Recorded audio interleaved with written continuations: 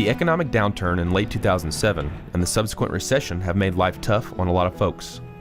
Add a year-long drought in the mix, and some people in Texas got downright creative to make a living. Down in that valley right there, they come out of the creek and go into the woods. Russell Watson, Mid-South Synergy member and cattle rancher, has carried on a family tradition that spans nearly a century. I have 300 acres approximately. Been in the family for almost 100 years now, and we've raised cattle. My grandfather raised cattle, my dad raised cattle, and myself and my kids are now raising cattle and grandkids. But when the cost of feeding his livestock began to rise in response to the drought, he had no choice but to thin the herd. The economy with the cattle business hasn't been good the last few years, and we're just trying to scratch out a nickel where we can. Timber is not ready to cut and is not bringing the price it did. So what he came up with was an ecological way to recycle his land into a family-friendly day hunt deer lease.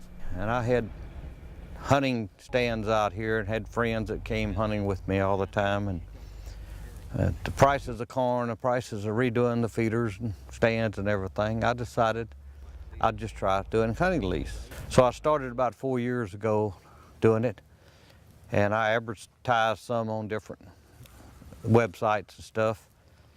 And I do hog hunting. We do hog hunting year round. That helps get rid of some of the feral hogs. Doesn't near get rid of all of them, but there's plenty. Not only does day leasing help keep the wildlife fed and watered during one of the worst droughts in the state's history, it also helps to control the feral hog population, a growing danger to some of Texas' natural habitats. Deer season's been real good every year. This is probably the worst year we've had due to the drought, the heat and everything. But the deer that's been killed are not fat, but they're not poor either. While most of the game population in Texas is malnourished, Watson's eco-friendly solution for his plot of land subsidizes the cost of the corn he puts in his feeders almost year-round. I start feeding protein in the feeders with corn in February, and I run that through May or June.